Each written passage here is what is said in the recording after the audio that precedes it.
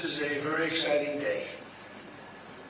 Long in the making, and many countries have just received their notice. And everybody wants to be a part of it, and we'll work with many others, including the United Nations. But I want to thank you all for being here. Yesterday we had an incredibly successful visit with many of the world's top business leaders, the best, the biggest, most successful, and foreign heads of state. And now we have one of the most important meetings of all, the official formation of what is known as the Board of Peace. I want to thank Secretary of State Marco Rubio, Special Envoy Steve Witkoff, and Jared Kushner, and their extraordinary work. They have done an amazing job. We have peace in the Middle East. Nobody thought that was possible. We've settled 8 wars, and I believe another one's coming pretty soon. You know what that is? The one that I thought was going to be an easy one is going to have to be probably the most difficult. Last month, 29,000 people died, mostly soldiers. Ukraine, Russia. Think of that, 29,000, 27,000 in the month before, 26,000 in the month before that. It's terrible. But we have meetings and we think we're making a lot of progress. Thanks as well to Secretary Scott Bessent, Howard Lutnick, and Chris Wright, U.S. Trade Representative, Jameson Greer. They're all doing such an incredible job. Ambassador Callista Grigorich, who is here, doing a fantastic, really fantastic work. Thank you, Callista. And many of the members of my administration who are so committed to peace and are also committed to great success. Very importantly, let me recognize the very first group of distinguished members of the Board of Peace, and will be introduced by name in just a moment. Caroline will be doing that introduction. And to each and every one of you, we are truly honored by your presence today. Leaders of countries, in most cases very popular leaders, some cases not so popular, but that's the way it goes in life. Thanks as well to President Karol Nawrocki, Poland, fantastic man, he just won a very big election. Very proud of him.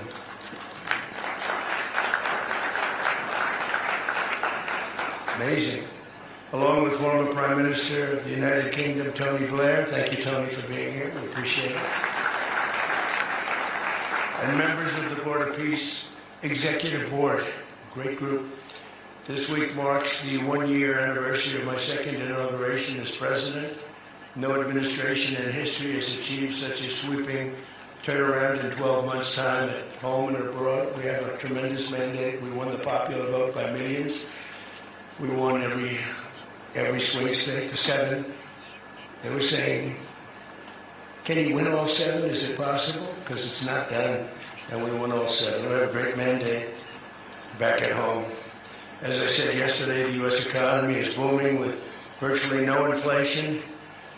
It was 1.2% for the last 3 months, and we inherited the worst inflation in the history of our country. And we have economic growth now of 5.4%, looks like. And I think that number can double and triple if we do the right things.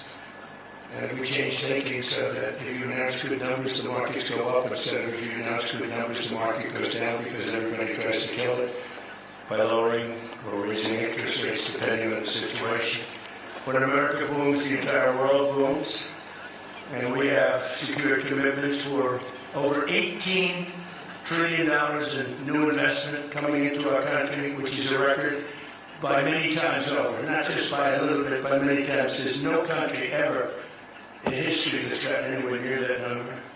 Slashed our trade deficit by 77%. This is in 1 year. Yesterday was 1 year. And signed historic trade deals with nations from all over the globe. Today, the world is richer, safer, and much more peaceful than it was just 1 year ago. We put out all those fires. A lot of people didn't know, including me, that some of those wars were going on. And some of them were going on for, in one case, 32 years, in another case, 35 years, in another one, 37 years. We were very happy to stop the war that had started with India and Pakistan, two nuclear nations. And I was very honored when the Prime Minister of Pakistan said President Trump saved 10 and maybe 20 million lives by getting that stopped just before bad things were going to happen. As president, I ended those 8 wars in 9 months, including Cambodia and Thailand, and by the way, many of the leaders are here, Kosovo and Serbia, the Democratic Republic of the Congo and Rwanda, Pakistan and India, Israel and Iran, Egypt and Ethiopia. We're working on that right now. I met yesterday with a very good general and a very good leader of Egypt. We're working on a dam that was built which precludes the Nile River from getting water. It's a little tough situation. But we'll get that settled. I really had it just about settled in my first term. Then we had a rigged election. It took me out of commission for a little while, but here I am back. We'll get it settled. But it's a pretty tough situation. The dam was built and the water doesn't come down to the Nile. When I think of Egypt, I think of the Nile, but I think of the Nile with water in it. Armenia and Azerbaijan. I mean, a lot of these leaders have become my friends. They become my friends here. And of course, the war in Gaza, which is really coming to an end. We have little fires that were put out, but they're little. They were giant, massive fires, and now they're down to little fires, and we can put them out very easily. We have 59 countries that are involved in peace in the Middle East. Many of them not in the Middle East, they're near the Middle East. They're not in the Middle East. And many have said that if Hamas doesn't do what they promised they would do, and I think they probably will, but they were born with rifles in their hands, literally born. The first day they had a rifle put into their hands, but they have to give up their weapons, and if they don't do that, it's going to be the end of them. But many countries have told me, we want to go in and do it, and they really aren't countries that you traditionally think of as being involved in that. But that's the fire. Hezbollah in Lebanon, we have to do something about that. These are, I call them remnants, they're small remnants compared to what it was before. It was massive, large, powerful countries fighting each other. In another great victory for the ultimate goal of peace in June, we obliterated Iran's nuclear enrichment capacity with Operation, we call it Operation Midnight Hammer. And it was midnight, it was dark, no moon, and every single one of those bombs from the B-2 bombers hit the air shafts and went deep into the earth and totally obliterated everything that they were doing. They were 2 months away from having a nuclear weapon. We can't let that happen. And Iran doesn't want to talk. And we'll talk.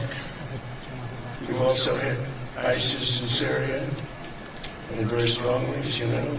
In my first administration, I took out al-Baghdadi, the founder of ISIS, and he was trying to start it up again because due to the tremendous talent of General Raisin Kane, as I call it, he wiped out ISIS in a period of 3 weeks in my first term. You know, we had a great first term, but the second term is, I think, blowing it away, actually. But we took out ISIS, and we had, it was gone, but during the Biden administration, it formed again a little bit. We hit it very hard in Syria. And Syria, by the way, I've spoken with the president, is making a lot of progress, tremendous progress, actually. We're very happy about that. We took off all sanctions, which gives them a chance to breathe. And he is working very, very hard, and I think he's going to put it all together. So many things are happening, many good things. Threats to Europe and America, the Middle East, and other places are really calming down. It's a lot different than it was just 1 year ago. Just 1 year ago, the world was actually on fire. A lot of people didn't know it. And in Nigeria, we're annihilating terrorists who are killing Christians. We're We've hit them very hard. We've killed thousands and thousands of Christians. What's that all about? Much of this unprecedented success is possible because I rebuilt our military in my first term, and now we're making it even stronger. We have a budget of over $1 trillion this year, and next year we're going to $1.5 trillion. Our country's never done better economically. We're taking in numbers that we've never taken in, not only the fact that the investment is at 18 trillion plus, but our jobs numbers, everything is, I think, maybe better than ever before. I think you're going to see a lot of you are investing in our country. I think you're going to be extremely happy with your investments. I think you'll see numbers like you haven't seen before. I also secured commitments from virtually all NATO allies to increase their defense spending to 5% of GDP. Everybody but Spain. I don't know what's happening to Spain. Why would they not do that? They want a free ride, I guess. Every country but Spain increased to 5%. I don't know why. I'm going to have to talk to Spain. With America's renewed attention to security of the Western Hemisphere, I've stopped the invasion on our southern border and designated the drug cartels as foreign terrorist organizations. And you probably saw that we've virtually stopped almost 100% all drugs coming in by water. Now we're going to stop them on land. The land is easy. The water's tough. But that's down now. I heard it just last night. It was 97, now it's 98.1%. And we're trying to figure out who are the 2% that are willing to get into those boats. I don't think they watch television or the news. But we've taken out almost 100% of all of the drugs coming into the United States by water. And now we'll, I think, very easily stop them on land. That's the easy part. We wanted to wait until the other was taken care of. And earlier this month, thanks to the unrivaled skill, power, and might of the U.S. military, we have the most powerful military in the world by far. We captured the outlaw dictator Nicolas Maduro, and the people of Venezuela are very happy about it. And we're having great relationships with the leaders of the new leaders of Venezuela. The relationships have been good. We're opening up the country to our giant oil companies, and it's going very well. We've already taken out, think of this, 50 million barrels of oil, and a lot of that's going to go back to Venezuela, and they'll do more income with us in a short period of time than they did in years. Because as much oil as they have, and they have a lot, just about the most. After us, there's a couple of countries that are in that category. We have the most, actually. They're second between Venezuela and us. We have 62% of the world's oil, but they have very little production, so they'll have a lot of production. All the oil companies, we had meetings, you probably saw all the oil companies want to go in, they want to go in immediately. They're already touring the sites. But our military was amazing. That strike was amazing. We had a second wave coming. We didn't need it. They said, no second wave. We don't want a second wave. The first wave was enough. And then, of course, we're working to end the horrible killing in Ukraine, a war that should never have happened and would have never happened if I were president. That was not going to happen. I used to speak to Vladimir Putin about Ukraine. It was the apple of his eye, but he would never have ever done it. So you can't do that, Vladimir.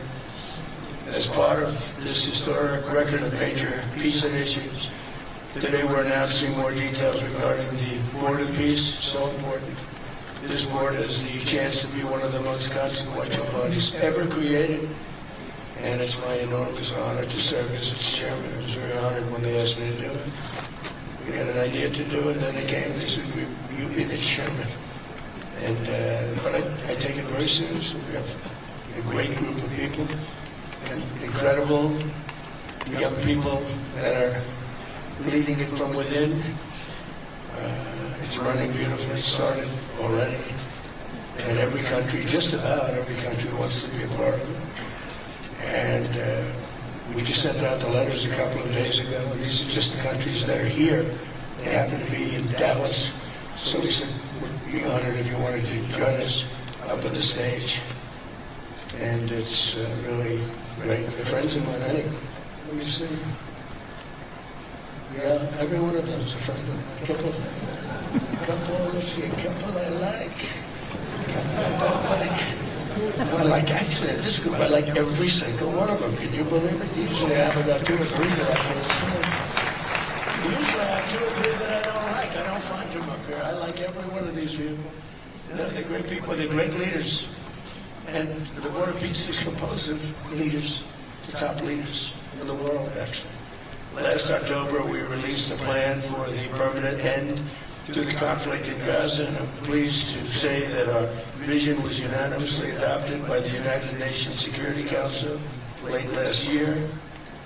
Under phase 1 of this plan, we have painstakingly maintained that Gaza, and we're going to have it very strongly. That's what we had. Maintained the Gaza ceasefire, delivered record levels of humanitarian aid. We've given aid, you used to hear all the people were starving and it was terrible. Now you don't hear that anymore. We've delivered record levels of humanitarian aid. I want to thank the United States, but I want to thank some of the countries that are sitting right up here, because they've sent great aid also in the form of money, where we go out and purchase food. You don't hear those stories anymore with people starving. And secured the release of all 20, we secured the release of all 20 living hostages. Now I want to thank Steve Witkoff and Jared and everybody for working so hard. They worked so hard, but there were 20 remaining living hostages. Now we got hundreds out, but the last 20, I said, boy, that's going to be a tough one. I said that a year before. And it was a tough one, but we got them. But all 20, every one of them. And we had also about 28 that were dead. But the parents wanted them just as though they were living, just as much. In some cases, it almost seemed more. It was amazing, actually, the love. But their boy had been killed. In just about all cases, young men. Their boy had been killed, and they wanted the body of the boy, and it looked like it couldn't be done, and with the exception of one, and we're close to the track of that, we've got them all, every single one of them, which is amazing. It's a rough job. That was a rough job. And I've been very clear that Hamas must return that last remaining deceased hostage as well, and that will be the full commitment. And then we get on to other things, and we're committed to ensuring Gaza is demilitarized, properly governed, and beautifully rebuilt. It's going to be a great plan, and that's where the Board of Peace really started. And I think we can spread out to other things as we succeed with Gaza. We're going to be very successful in Gaza. It's going to be a great thing to watch. And we can do other things. We can do numerous other things. Once this board is completely formed, we can do pretty much whatever we want to do. And we'll do it in conjunction with the United Nations. I've always said the United Nations has got tremendous potential. Has not used it.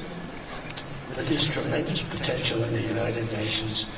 And you have some great people at the United Nations. But so far it hasn't, On the 8 wars that I ended, I never spoke to the United Nations about any of them.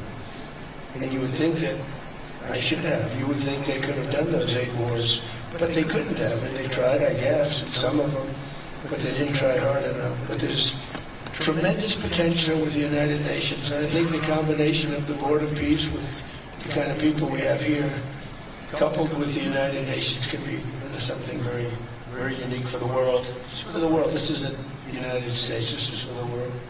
As everyone can see today, the first steps toward a brighter day for the Middle East and a much safer future for the world are unfolding right before your very eyes.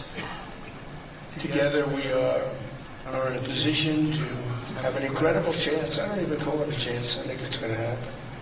To end decades of suffering, stop generations of hatred and bloodshed, and forge a beautiful, everlasting, and glorious peace for that region and for the whole region of the world, because I'm calling the world a region. The world is a region. We're going to have peace in the world. And boy, would that be a great legacy for all of us. Everybody in this room is a star, or you wouldn't be here. There's a reason that you're here. And you're all stars. You're the biggest people, the most important people in the world, most powerful people in the world. And when you use that genius that you have, that very unusual, very inspired genius, when you use that for peace, the opposite of peace has no chance. So I just want to say it's tremendous to be with you, and I think this is something that we're doing that's very important. This is most important. We're so looking forward to being here. And yesterday was a tremendous success. A lot of good things happened, but this was something that I really wanted to be here and do, and I can think of no better place because so many people were together. And now to bring the Board of Peace into full force, I ask Sheikh Isa of Bahrain and Foreign Minister Barita of Morocco to join me in signing and ratifying the Board of Peace Charter. Thank you very much, everybody. Appreciate it. Thank you.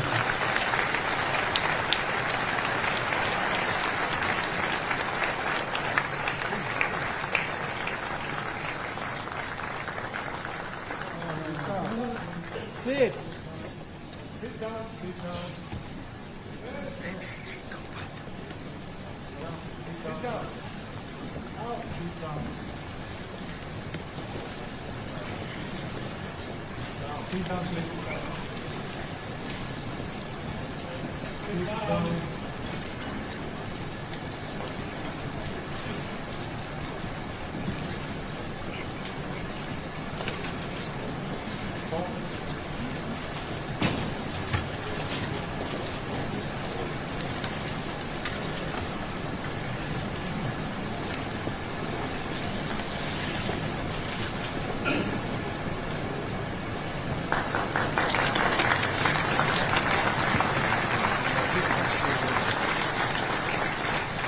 Congratulations, President Trump. The Charter is now in full force, and the Board of Peace is now an official international organization.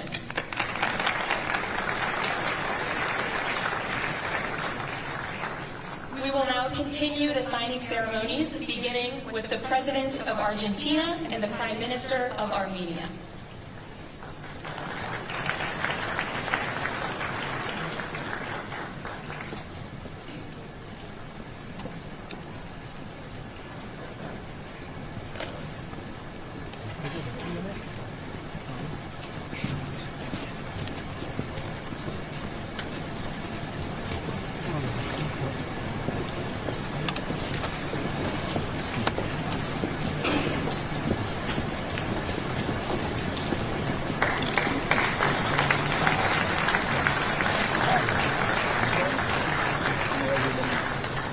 Next up, the President of the Republic of Azerbaijan and the Prime Minister of the Republic of Bulgaria.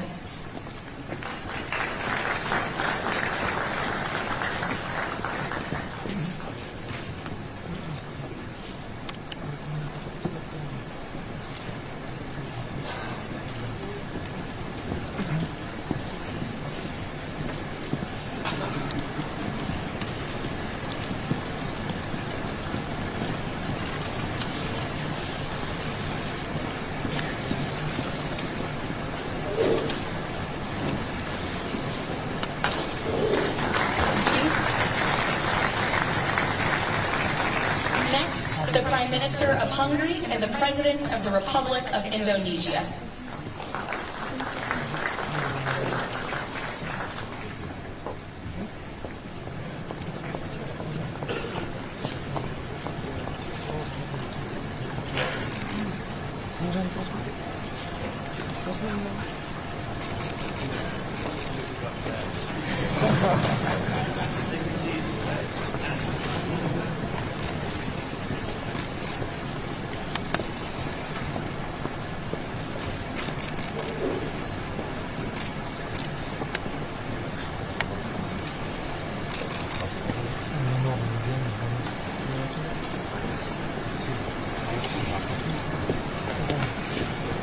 We thank you for watching, and remember, stay updated on breaking news and top stories on the NBC News app or watch live on our YouTube channel.